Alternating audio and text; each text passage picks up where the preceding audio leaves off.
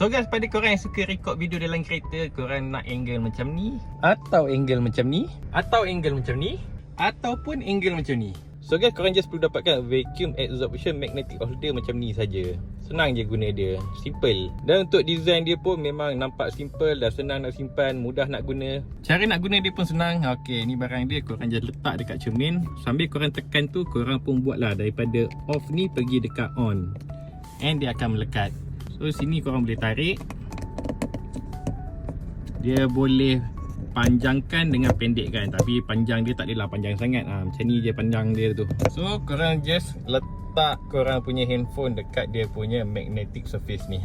Ok guys, so kalau casing phone korang dah memang ada yang magnetic ring yang besi ni, korang just boleh tampal je terus macam ni. Dia akan melekat.